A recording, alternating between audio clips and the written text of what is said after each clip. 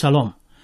در این روزها از رویدادهای خاروق درست 1 سال می‌گذرد. شب 23 و 24 ایول نیروهای دولتی به بعضی از محلات شهر خاروق حمله بردند.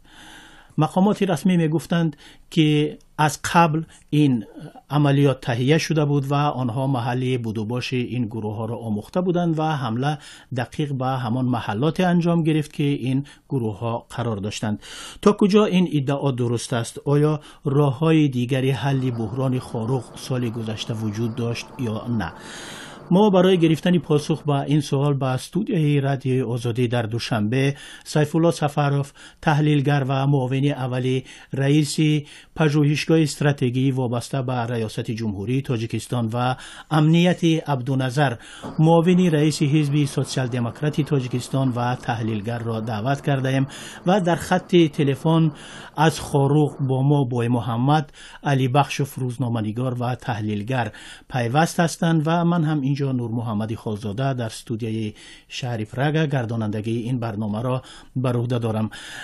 جناب سیف الله سفروف، بیایید با شما اجازه دید با شما آغاز میکنیم. تا کجا مثلا به نظر شما راه‌های دیگری حل بحران خاروق وجود داشت بجز از عملیات؟ چنین بها دادن که گویا انا در روزنامه امروز نیوز خوندم گویا که حکومت و یک قسم کشور هجوم کرد، این اصلا معنای منطقی ندارد. زیرا حکومت فقط میتواند به مقابل جنایتکار هجوم کند، به مقابل اونهایی که سرحد رو ویران کردند هجوم کند و البته همه مردم تاجیکستان میدانند و در روزهای 24 ایول سال گذشته هم در سامانه ها بسیار انتشار شده بود که از طرف افغانستان هم قواها به سوی سرحد تاجیکستان آمده ایستادند و آنها نیتی گذشتن از دریای پنج را دارند. البته همه مسئله هایی که در دنیا هست راه های حل گوناگون دارند. بله. مثلا میتوانند راه گفت و شنید هست، راهی مثلا تفتیشاتی یا اینکه تحقیقاتی حل کردن این مسئله هست، راهی محدود کردن همون گروه ها هست و غیره و کذا. لیکن این انتخاب همون ساختارهای کوپراتیو بود که به همین خلاصه آمدن و البته ما حق نداریم که با فعالیت آنها دخالت کنیم و گوییم که این راه درست بود و این راه غلط. اونها کار خودشان را انجام دادن و حالا ما فقط میتوانیم که دویر این مسئله بحث کنیم خلاص. بله، ببینید من در همین رابطه با آقای عبدالنظر میخواستم سوال کنم. ببینید نیروهای دولتی میگفتند که محلی بود و باشی این نیروها رو در خاروق میدانستند.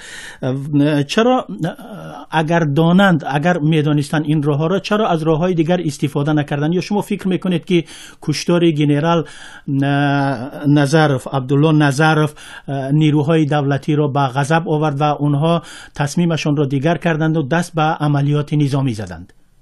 آقای عبدالنظر. اولا باید بگفت بنده این عملیات را محکوم میکنم، محکوم خواهم کرد. حکومت ها اولا قبلا باید اثبات میکردن که جناب عبدالله فجانب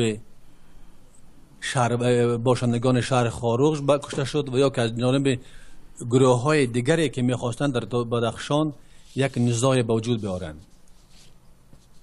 اولا باید این اثبات میکردن و دوم که امروز حاضر جناب سیف الله گفت که این حقوق وزارت های قدرتی است. به فکرم وزارت های قدرتی هم باید طبق قانون های جمهوری تاجیکستان عمل کنند، نه با اختیار خود.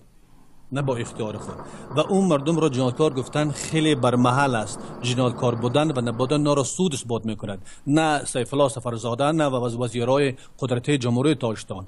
ولیکن به اندیشه من حکومت اگر میخواست که در تاجیکستان آباده و احترام به جناب رئیس جمهور باشد باید طبق قانون کار میکردن و خود امامبک طالبک امامبک خود نماینده وزارت امنیت جمهوری تاجیکستان است و در رتبه پلکانوک است و اگر او جنایتکار میبود چرا او در وزارت امنیت کار میکرد؟ و وزیر میتوانست را اولا قبلا از وظیفه استعفا میداد و سپس میتوانید او را به جاگوری میکشید. لیکن به اندیشه من حکومت این قضیه را قبلا تعریضی کرده بود و خواست که در خون مردم بدخشان یک ترس و هراسی در آورد. من میخواهم که جناب علی بخشوف را از خروق به صحبت دعوت کنم. جناب علی بخشوف، این گروه هایی که حالا از آنها گروه های نمیدانم سرکش نام میبرند، شما فکر میکنید که واقعا هم از کنترل دولت خارج شده بودند؟ این گروهان در یک مقاله خود در ماه آگوست در آژاپلوس همین مطلب نوشتن پورا فکر کنم نوشتن. حاضر میگم که این نفرها علاقه اینا یک جنایی بودن که آنها در گیز خود آدمای علاقه داشتن، لیکن وقتی کماندانی که آنها برای جنگ تور بودن در بخشان علاقه اون نشده بودن. او یراق جمع کرده، یراق هزار خوده اولا مگر خود در کلی پرستان یراق پیدا جمع کردن ممکن است.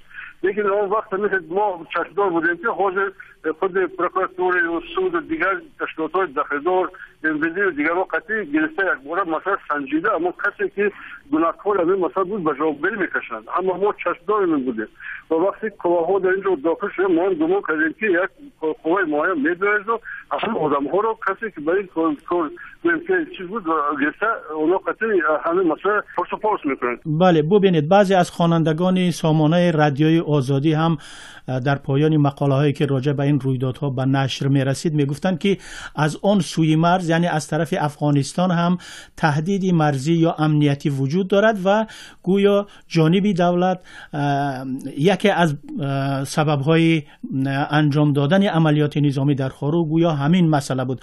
جناب سیف الله سفرف، شما به این مسئله چی میگویید راجع به این مسئله؟ آیا واقعا هم از آن طرف مرز خطر وجود داشت، خطری امنیتی؟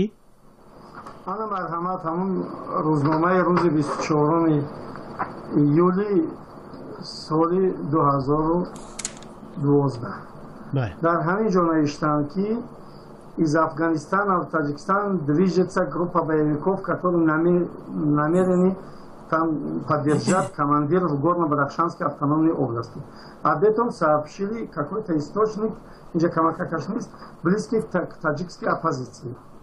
По данным агентства бывших полевых командиров объединенной таджикской оппозиции и их союзников в Душане. И همینجا همش اومده است که همین گونه گپ‌ها هست و باید طالب Айонбек фамномаш هست و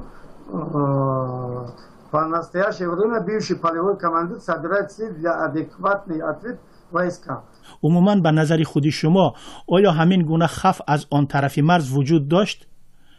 بله داشت، برای اون که این معلومات یک طرفی، مثلا همین گونه معلومات ها سال 2010 و 2011 در روزنامه آزیا پلوس هم بودن که همین حرکت ها هستند، یعنی که آگاهی رو از طرف ژورنالیستان ما گرفته بودیم. پس ببینید اگر ما یک کم به تاریخ نگاه کنیم، پس از جنگ داخلی در منطقه بدخشان مثل منطقه های دیگر به طوری باید خلع سلاح انجام نگرفت و هرگاه که رهبری دولتی تاجیکستان به خاروق سفر میکرد با این گروه ها ملاقات انجام میداد و تحت شرط و شرایط آنها به فعالیت خود ادامه میدادند. نمیدانم حالا در نهادهای قدرتی و یا در جایهای دیگر. ولی در همان روزهایی که در خاروق ناآرامی ها ادامه داشت، اگر ما به یاد بیاریم وزیر کارهای داخلی افغانستان بسم الله خان محمدی و رهبری ریاست امنیت افغانستان اگر اشتباه نکنم رحمت الله نبیل آمده بودند و مسئله های امنیتی را با جانب تاجیکستان حتی با رئیس جمهوری تاجیکستان بررسی کردند و همان شبانه روزها حتی یک دعوای در مطبوعات پیدا شد که گویا اینجا مسئله بدخشانی بزرگ است، مسئله تشکیل فرغانه بزرگ است. نمیدونم آقای عبدالنظر شما با این گفته ها چی عقیده دارید؟ شما جوابتان چی هست؟ اولا باید بگفت که چرا جناب سیف الله سفرف میگن که از روزنامه‌نگارا چیزی را پیدا کردن، اطلاعات رازدار را گرفتن که در او مرز بدخشان طالبان و دیگر قواهای غیر رسمی هستند. باید بگفت که بندشه من در وزارت ها اصلا باید شعبه های مخصوصی باشد که شما تکیه به آنها کنید و آنها با تحلیل خود بکنند، نه اون که ما که یک مردم زود باوریم به اون اندیشه ها که در گزیت و مجله و روزنامه باید به اون تکیه کنند. برای مثال شما بگویم که در یکی از نایه های ولایت مختار بدخشان کوهی نماینده وزارت امور داخلی از نماینده سرحدات یعنی وزارت امور امنیت اسلحه خریداری کرد و اون را باید با حکومت بفروشد. بعدتر وقتا که این افیا شد اون را قپیدن و تا دو محاکمه سعودی هم شد، لیکن نگم به انجام چرا ببخشید اسلحه را از افغانستان یا که نه از خود حکومت ها خریدن، از یک از یک وزارت مختلف با وزارت مختلف به خاطر آمار، به خاطر که با نشان بدن که اونا صادقن به جناب رئیس جمهور و به وزیر خیش. جناب سفرов شما چی میگویید به این سوالی که مطرح کردیم؟ اگر چنین خوفی نمیشد، اگر این معلومات های داشته ما نادرست می بود، مگر دو وزیر خصوصی کشوری همسایه می توانستند خیزند از اختیار خودشون به اینجا بیارن؟ البته نه. یعنی در اینجا خوف بود و این واقعی است. در اینجا یگان نادرستی ارقام وجود ندارد. آقای علی بخشوف، شما در خاروق راجع به این مسئله چیزی گفتنی دارید؟ درباره خل سلاح امنیت خوب گفت. این معلوم است که عراق بهترین در سطح بلند خل سلاح فقط در بدخشان گذاشت، چیزی بود جمع کرده، لیکن خود همون افسرانی که در اینجا در عملیات اشتراک کردن یا خود پرت واسط قسمی اونو بچه‌ها گرفتن بعد برگردانده با حکومت سپردن. لیکن آخر آنهایی که این کار کردن شاید که رابط دولت هم از این خبردار نباشد، شاید که خودمان سیف الله سفر هم درباره این گویم که اخبارات ضروری ندارد. گپ درباره اگر افغانستان رود، من باوری کامل دارم که سالان نزدیک افغانستان به داستان کاردار نمیشد. پس هدف انجام این عملیات در خاروق چی بود به نظر شما؟ شاید که خاطر یک بار نشون دادن که چیکار کردن در بخشا ممکن بود. بکی این در کار ما تا حاضر ندانستیم که بکی این در کار بود. بله.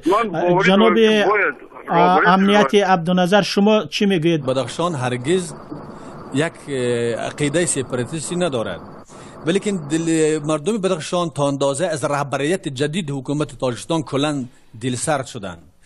باید بگفت که منطقه های مختلف تاجیکستان بعد بخصوص بدخشان بعد امضای سازشنامه صلح به حکومت هیچ مشکلی نداشتند، ولی افراد رسمی و ارگان‌های دولتی به مانند انستیتوت استراتژی پیش نزد رئیس جمهور توانستن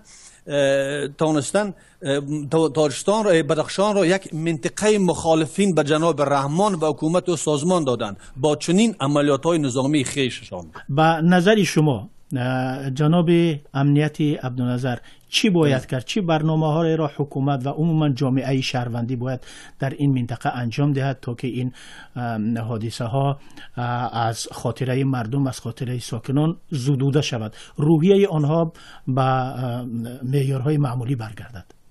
مردم و وقت که خود داورند تعیینات خویش را غیر رسمی هم باشد برآوردن که آن چنین صدا میداد با مصلحت پیشکی به خاطر ترسانیدن. چون وزیر دفاع خودشان در مصاحبهشان گفته بودند که دل استراشینی یعنی ترساندن مردم، استراشینی به زبان لاتینی ترور میگن، با شرکت حزبای مختلف تاجیکستان و تشکیلات های بین المللی بگذار تحقیق بکنن و گناهکار را پیدا بکنن و گناهکاران با جزا داده شوند. بفرمایید جناب علی بخشوف. برای چی اولا هم برای آمدن و تلاش کردن در اینجا تشکیلات‌های بین‌المللی امکانیت ندارند یا اجازه ندارند، اما می‌خواهیم که مناسبت‌ها در اینجا خیلی تیز شوند. حالا خدا را شکر تیز است. و جناب سیف الله سفرов نظری شما در این باره چی هست؟ جناب علی بخشوف را تصدیق میکنم. در اون قسمی که باید تشکیلات‌های بین‌الحقی که در تاجیکستان کار میکنن حتما در بدخشان هم باید کار کنند، نه تنها در خاروق بلکه در همه این ناحیه‌هایی که ضرورت به یگان برنامه دارند. لیکن باز یک چیز است که باید که این برنامه‌ها از همون منطقه ها یا اینکه از همون ناحیه ها هم پیشنهاد شود که کدام برنامه ها کدام پرابلم های مشکل دارند تا اینکه حکومت یا وزارت کارهای خارجی آنها را به همون طرف فرستند. یادآوری میکنم که در این صحبت از دوشنبه از استودیوی رادیوی آزادی سیف الله سفرов معاون رئیس مرکز استراتژی وابسته به ریاست جمهوری و امنیتی عبدالنظر معاون رئیس حزب سوسیال دموکراتی تاجیکستان و از شهر خاروق تلفنی با محمد علی بخشوف روزنامه‌نگار و کارشناس شرکت داشتند. تشکر.